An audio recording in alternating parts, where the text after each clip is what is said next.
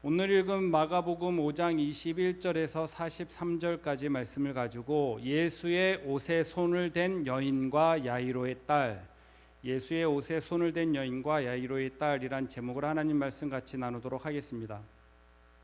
어렸을 때 제가 다니던 교회, 섬기던 교회는 이제 고신측 교회인데 담임 목사님이 설교를 하실 때 이제 설교 본문을 쭉 낭독하고 읽잖아요. 그럴 때 어렸을 땐 그랬습니다. 목사님이 성경 본문을 길게 잡으시면 설교가 길겠구나 그런 짐작을 할 때가 있었습니다. 근데 그때는 어김없이 설교 본문이 길면 설교가 길었었던 적이 있었습니다. 어렸을 때. 오늘 설교 본문이 매우 길어요. 그러나 설교는 길지 않습니다. 오늘 본문은 두 가지 사건이 복합적으로 동시다발적으로 일어나는 것을 보게 되어지는데 두 가지 사건이 있는 거예요. 예수의 옷에 손을 댄 여인과 야이로의 딸이 죽은 사건, 죽었는데 예수님께서 살리신 이 사건이 같은 시간대에 일어나고 있는 것이 오늘 본문 사건입니다. 그런데 이 사건의 시간대를 보면 21절에 예수께서 배를 타시고 다시 맞은편으로 가시니, 그러면 마가복음 5장 앞에 있는 1절부터 20절에 나와 있는 사건과 21절과 43절에 이 예수님의 옷에 손을 댄 여인과 야이로의 딸, 이 세 가지 사건이 같은 시간대에 있었더라는 것을 우리가 본문을 통해서 발견할 수가 있는데, 그 앞에는 어떤 내용이 있느냐? 군대 귀신 들린 사람 사건이 마가복음 5장 1절에서 20절까지의 말씀이에요. 군대 귀신 들린 사람을 예수님께서 회복시켜 주시고 고쳐 주신 사건. 그런데 그 사건도 또 복합적인 내용이 포함되어 있어요. 어떤 내용이냐면 그러니까 맞은편으로 건너가실 때 배를 타고 건너가시는 중에 큰 풍랑을 만나게 되어지죠. 그럴 때 제자들이 주무시는 예수님을 흔들어 깨워서 예수님, 우리가 죽게 되었습니다 라는 사건, 그 두 가지 사건이 뭉쳐져서 복합적으로 기록되어 있고, 오늘 21절에서 43절은 예수님의 옷에 손을 댄 여인과 야이로의 딸, 이 사건이 또 복합적으로 이루어지고 있어요. 그런데 마가복음 5장에 이 두 사건이 동시다발적으로 일어나는 이 사건의 핵심적인 단어, 주제들이 있다라는 거죠. 그게 뭘까요? 믿음이에요. 그러니까 군대 귀신 들린 사람을 고치러 가시는 사건, 예수님께서 제자들에게 우리가 건너편으로 가자, 이유는 밝히지 않으시고 건너편으로 가시는 중에 큰 풍랑으로 인해서 죽게 되는 그 목숨의 위협을 느낄 때 제자들이 예수님을 깨우죠. 그랬을 때 예수님께서 뭐라고 말씀하시냐면, 마가복음 4장에서 군대 귀신 들린 사람을 만나러 가시는 그 사건에서 예수님이 제자들이 예수님을 깨우는 사건에서 4장 40절에 어찌하여 믿음이 없느냐, 꾸짖으세요. 그리고 군대 귀신 들린 사람을 고치시는 사건. 그러니까 군대 귀신 들린 사람을 만나기 전에 4장의 풍랑을 만나는 사건에서 예수님이 제자들에게 너희가 어찌 믿음이 없느냐, 4장 40절에 보면, 여러분들 성경에 있는 주석 성경책 가지고 있는 성도님들 보시면 그 각주에 보면 이렇게 표시되어 있어요. 어찌 아직도 믿음이 없느냐. 그러니까 제자들이 예수님의 기적을 경험하고 예수님이 병 고치고 귀신 쫓아내는 능력을 보시면서 제자들이 예수님 그 두려움 상황 속에서 예수님을 깨우니까 예수님이 제자들에게 꾸짖으세요. 어찌 아직도 믿음이 없느냐. 그거 한 가지 일단 여러분 우리 기억해 두시고, 오늘 본문에는 이 사건이에요. 예수님이 그 군대 귀신 들린 사람을 회복시키시고 다시 맞은편으로 도착하신 그 시점이에요. 그것이 21절에 도착하니까 또 사람들이 많이 모였습니다. 왜 모였습니까? 예수님이 신비로운 기적을 행하시니까 사람들이 몰려든 거예요. 그때 몰려든 사람 중에 회당장 중 야이로가 예수님께 와서 얘기하기를 23절에 내 딸이 죽게 되었습니다. 여기서 회당장은 회당의 업무를 감독하는 사람이고, 그리고 예배를 주관하고 기도를 하고 율법서와 선지서를 읽고 설교를 할 사람을 이렇게 선택하는 사람, 그러니까 굉장히 높은 위치에 있는 사람이 회당장이에요. 그 회당장의 딸이 죽게 되었다라는 것을 예수님에게 와서 우리 딸을 살려달라고, 구원해달라고 간절히 부탁을 합니다. 그래서 예수님이 그 야이로의 딸 집으로 향하는 길에 24절에 보니까 여전히 예수님 주위에 많은 무리가 에워싸이고 있었습니다. 그 24절 후반절에 보니까 에워싸서 밀더라. 그런데 그 사람들 중에 누가 있었냐면 12해 혈루증을 앓고 있었던 여인이 있었는데, 의사에게 도움을 청했지만 회복되지 못하고 돈도 허비하고, 그리고 그 증세가 심각하던 차에 소식을 들은 거죠. 예수님의 소식을 들은 거죠. 그래서 28절에 보니까 내가 그의 옷에만, 예수님의 옷에만 손을 대어도 구원을 받으리라 생각한 거예요. 그래서 예수님이 가시는 그 길에 많은 사람을 해치고 예수님의 옷자락을 딱 잡은 거죠. 옷에 손을 댄 거예요. 그때 이 여인이 29절에 보니까 병이 나은 줄 몸에서 스스로 깨달은 거예요. 그런데 예수님이 갑자기 서서 누가 내 몸에 손을 대었다, 내 옷에 손을 대었다 라고 말씀하는 거죠. 그런데 이 상황이 어떤 상황입니까? 많은 사람들이 에워싸고 미는 상황이에요. 그런데 누가 예수님의 옷에 손을 댔는지 누가 그걸 어떻게 할 수가 있겠습니까? 그래서 제자들이 그러는 거예요. 이 많은 무리가 에워싸고 있는데 누가 손을 댔는지 어떻게 압니까? 그때 예수님이 서서 32절에 보니까 이 일 행한 여자를 보려고 둘러보시는 거예요. 누가 내 옷에 손을 댔는지 이렇게 딱 서서 찬찬히 살펴보는 거예요. 그때 여인이 어떤 마음이 생겼습니까? 33절에 보니까 두려운 거예요. 왜 두려웠을까요? 놀란 거죠. 그리고 어떻게 보면 내가 뭔가를 잘못했는가라는 그런 공포, 두려움, 흔히 이런 거죠. 불법 유턴을 했을 때 평소에는 안 걸렸다가 경찰에 딱 걸렸을 때 그 딱지띠기 경찰이 다가올 때 그 두려움 아십니까? 그 과속 카메라에 찍혔을까? 찍히지 않았을까?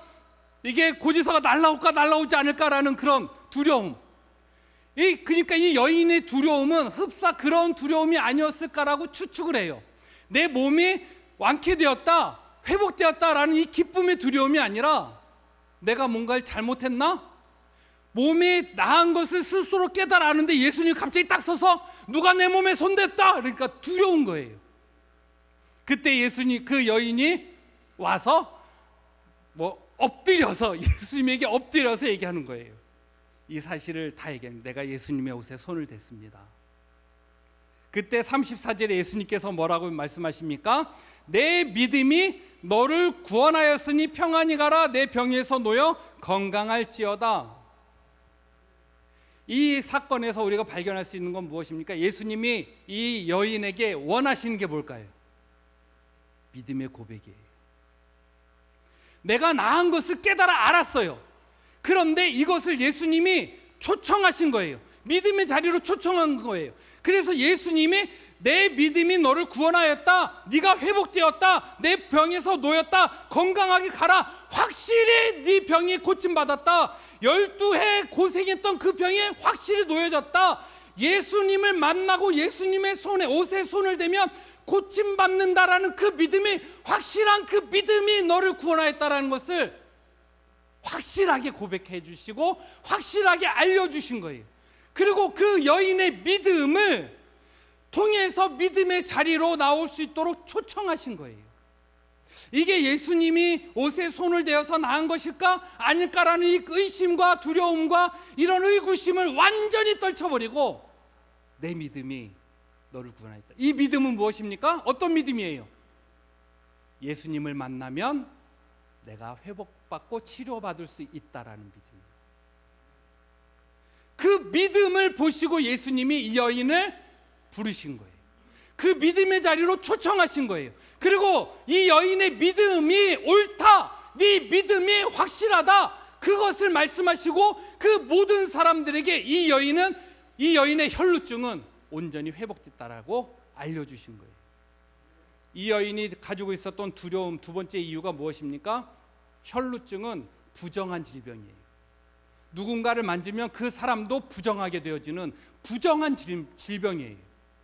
그런데 이 여인이 감히 예수님의 옷에 손을 댄 거예요. 그래서 두려운 거죠. 여러분, 교회 오면서 그리고 신앙생활 하는데 두려움이 발생할 수도 있어요. 신앙생활하는 거, 옛날 어르신들은 한 집에 종교를 바꾸면 안 된다라고 말씀하시는 어르신들도 있었어요. 그만큼 교회를 나오고 신앙생활하는 것이 두려움이 될 때도 있다라는 것입니다. 그럴 때 필요한 게 무엇입니까? 누군가를 초청해 주는 거예요. 믿음의 자리로 초청해 주는 거예요. 우리는 그것을 전문 용어로 뭐라고 합니까? 전도라고 하는 거죠. 믿음의 자리로 초청하는 거예요. 그리고 난 다음에 야이로의 딸을 고치기 위해서 가시는데 딸이 죽었어요. 회당장이 집에 도착할 때 사람들이 와서 35절에 보니까 회당장에게 이르되 당신이 딸이 죽었습니다. 그리고 36절에 보니까 회당장에게 이르시되 예수님이 뭐라고 말씀하십니까? 두려워하지 말고 믿기만 하라 라고 말씀하고 있어요. 이것은 회당장에게 다시 믿음을 요청하는 거예요. 예수님을 처음 만나서 오십시오, 예수님을 초청할 때는 딸이 살아 있었어요. 그리고 예수님이 야이로의 딸을 만나주시고 손에 얹어서 기도해 주시면 낫겠다라는 확신이 있었어요. 그런데 집에 도착하니까 딸이 죽었어요. 죽었을 때 이 회당장에게 예수님이 요청한 게 무엇입니까? 다시 믿음을 요청한 거예요. 회당장의 마음에 무엇이 있었기 때문에? 의심이. 성경은 36절에 뭐라고 표현하고 있는 거예요? 두려움이 있는 거예요. 예수님이 회당장에게 두려워하지 말고 믿기만 하라. 그리고 예수님이 그 죽은 소녀에게 손을 잡고 이렇게 말씀하시기를 달리다굼 소년이여 일어나라. 내가 내게 말하노니 41절에 소년이여 일어나라 하시니까 그 소녀가 일어났다라는 거예요. 우리가 이것을 통해서 발견할 수 있는 믿음이에요. 그러면 믿음은 무엇이냐? 우리가 크게 세 가지로 정리할 수가 있습니다. 첫 번째, 우리의 믿음의 본질, 우리의 믿음의 근원. 첫 번째, 하나님은 창조주 하나님이시다라는 거예요. 창조주 하나님이시라는 건 뭐냐면 하늘과 땅과 이 우주 만물을 다 창조하신 분이 하나님이시다라는 거예요.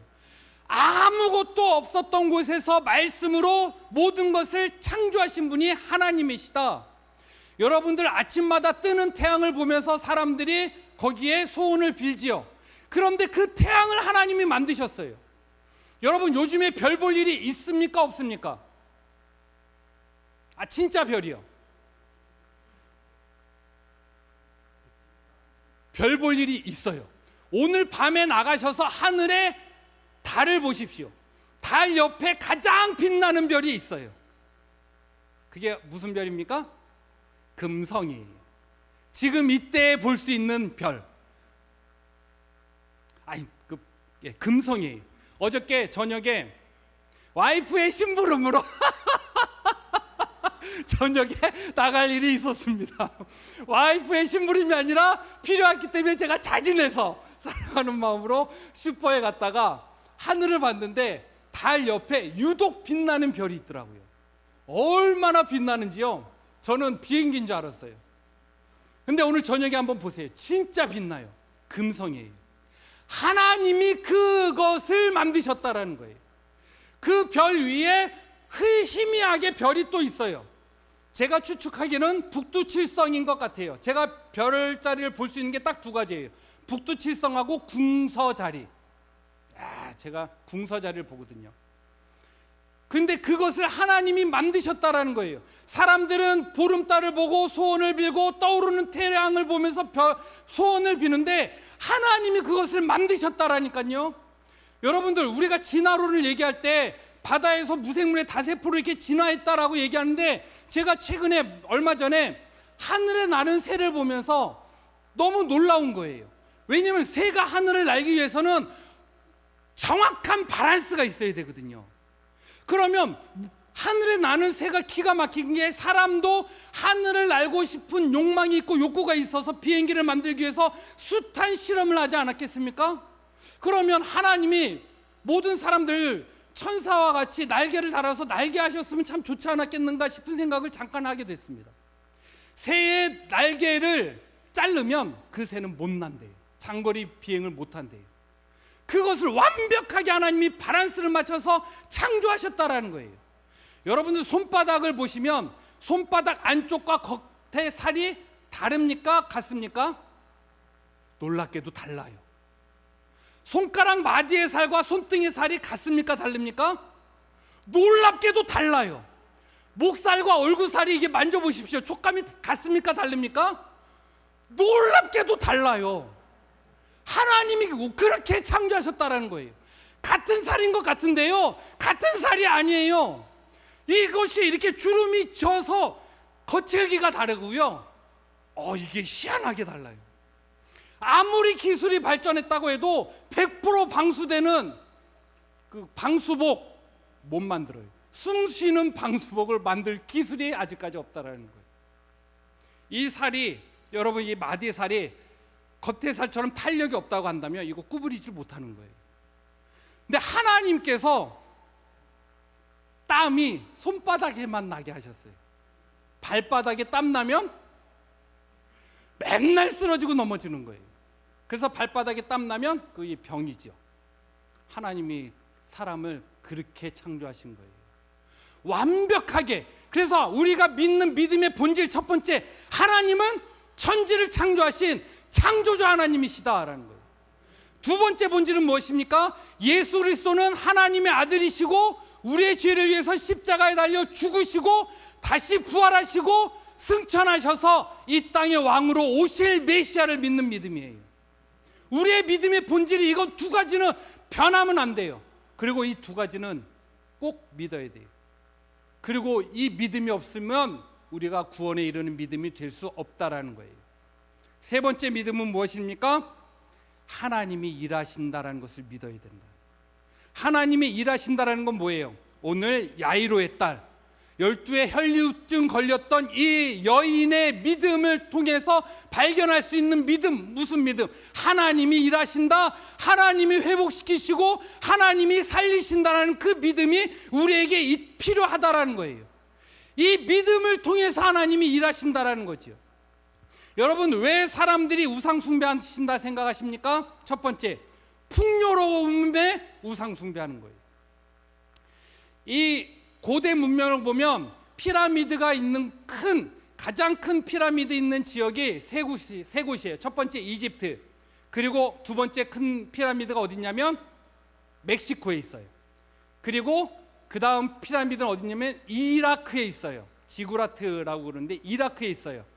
우르 지역에 있는, 옛날 우르 지역, 지금의 이라크 지역에 피라미드가 있는데, 그런데 이집트와 그리고 멕시코와 이라크에 있는 그 피라미드의 특징 중 왕의 무덤으로 사용되어지는 피라미드가 한 곳이 있습니다. 어딜까요? 그렇죠, 이집트예요. 이집트만 왕의 무덤이에요. 그만큼 이집트 당시에는 엄청난 부가 있었다라는 거예요. 경제적으로 풍요로웠다라는 거예요.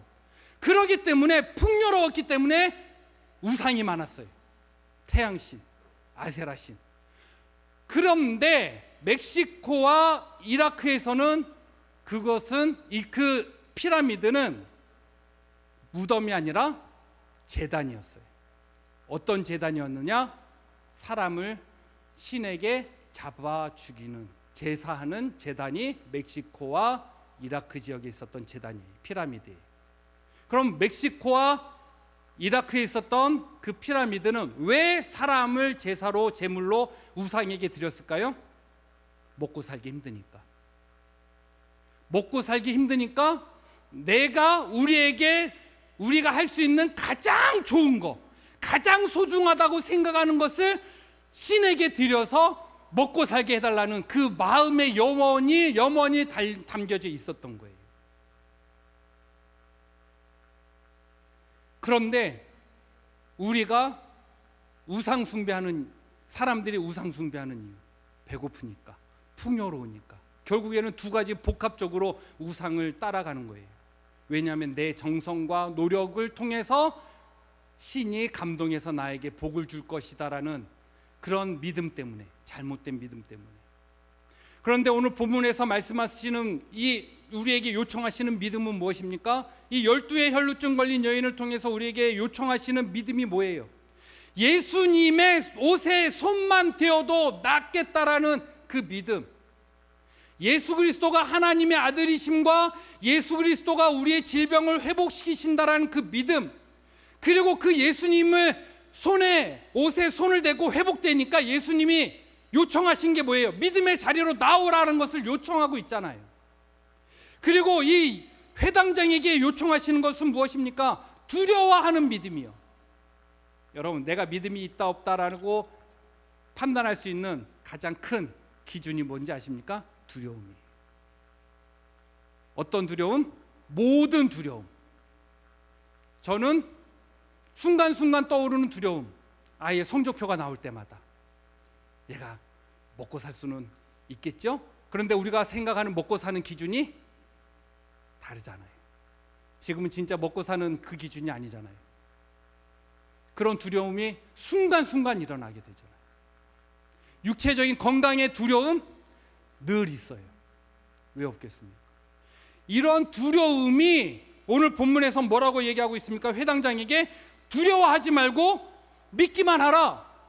즉 예수님께서 이 회당장을 통해서 믿음을 요청하는 거예요. 두려움이 온다? 예수님이 우리에게 믿기만 하라. 그러면 하나님이 행하신다라는 것을 믿음을 요청하고 있는 거예요. 우리가 하나님을 믿으면서 하나님이 회복시켜 주시고 하나님이 형통케 하신 일들을 통해서 그러한 믿음의 역사가 일어날 때 하나님께서, 예수님께서 우리에게 초청하시는 게 뭡니까? 예수님 앞에 나와서 그 믿음의 자리로, 믿음의 고백의 자리로 초청하는 거예요. 하나님이 하셨습니다 라고 고백하는 거예요. 이 일은 하나님이 나를 통해서 일하셨습니다 라고 고백하는 거예요. 어떤 일에 잘 풀리지 않고 회당장 딸이 죽었을 때 예수님이 살아계셨을 때 만나주시면 살아날 것을 확신했는데 죽었어요. 그런데 예수님이 이 회당장 야이로에게 요청하신 게 뭡니까? 두려워하지 말고 믿으라는 거예요. 우리가 이 본문을 통해서 믿음이 없는 자, 두려워하는 자에게 예수님의 믿음의 자리로 초청하고 믿음의 고백을 요청하는 것을 발견하게 됩니다. 그리고 마가복음 4장에서는 예수님께서 제자들에게 무엇을 요청하십니까? 어찌 아직 믿음이 없느냐라고 책망하시는 거예요. 그럼 우리에게 예수님이 어떤 믿음을 요청하고 계실까요?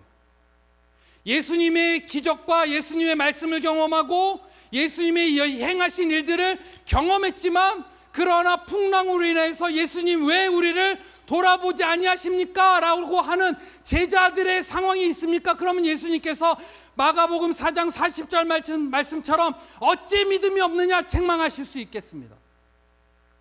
그러나 만약에 믿음을 가지고 예수님이 나를 만나주시면 예수님의 손에 내가 예수님의 손에 손만 댄다고 한다면, 회복될 것을 믿는 믿음이 있다고 한다면, 예수님께서 우리에게 두 가지를 말씀하고 있는 거예요. 믿음의 자리로 초청하고 계시는 거예요. 하나님이 하셨습니다. 이 일은 하나님이 하셨고 하나님의 일하심입니다 라고 고백하는 자리로 초청하고 있다는 것입니다. 두 번째 무엇입니까? 내 뜻대로 되지 않았지만 예수님께서 요청하시는 게 뭐예요? 두려워하지 말고 믿으라는 거예요.